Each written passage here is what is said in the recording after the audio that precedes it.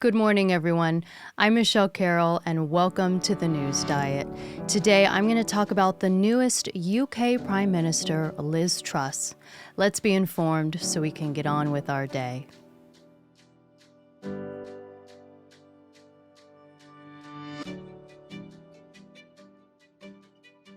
Before I jump in, I just want to say thank you so much for tuning in, as every new or returning viewer makes such a huge difference in helping this new channel grow, where all I hope to do is provide a healthier alternative for staying informed.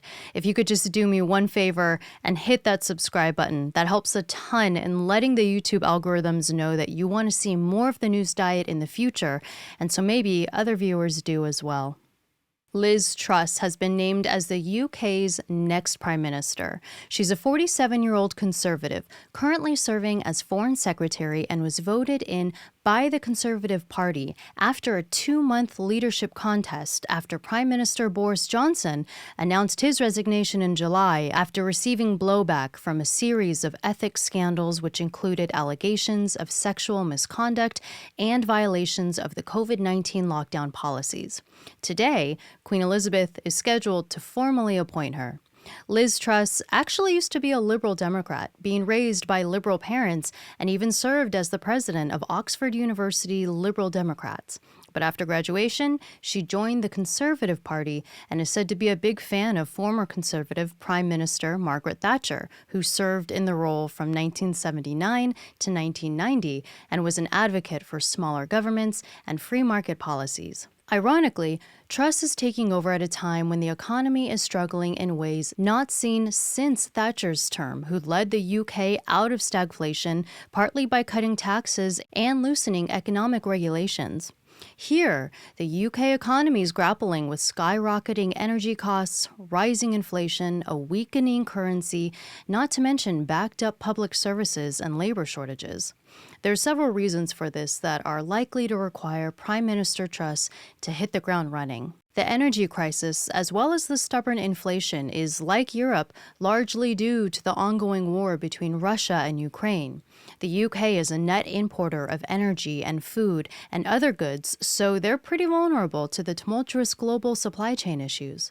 According to the UK energy regulator, just next month, the average British household will pay £3,549 a year to heat their homes, which is triple the amount from last year. This energy regulator established a cap on energy prices, and it's reported that this cap could be raised to £5,300 by April. After all, energy usage is expected to go up in the winter to account for when the cold weather comes. The UK shut down its gas storage facility in 2017, so doesn't currently have any kind of reserves to help with the shortage. These kinds of prices are hitting residents and businesses hard.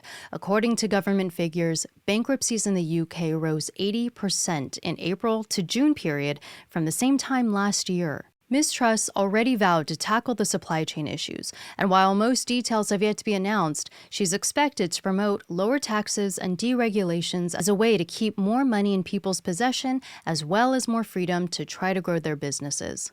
But another issue facing the region is the strain being felt on some of the nation's public services, such as the nationalized healthcare system, due to, again, inflation affecting how far the government spending can go, but also an aging population. There's currently a backlog of 6.6 million patients waiting for healthcare treatment.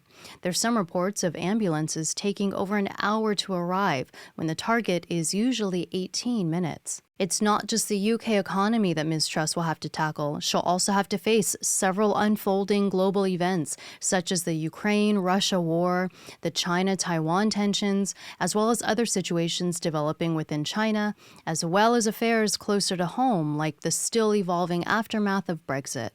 Truss will be UK's fourth Conservative Prime Minister in 6 years, following Boris Johnson, Theresa May, and David Cameron.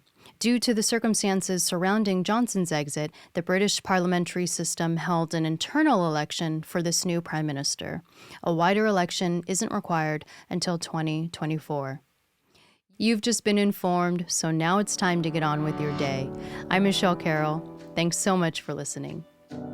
If you enjoyed the episode and want to continue following a healthier alternative for staying informed, where I forgo partisan fighting and fear-driven narratives, then please be sure to hit that subscribe button, as of course you'll get more of this show in your feed, and also you'll be helping this new channel grow and reject sensational media. Thank you so much for your support, and I can't wait to see you in the next episode.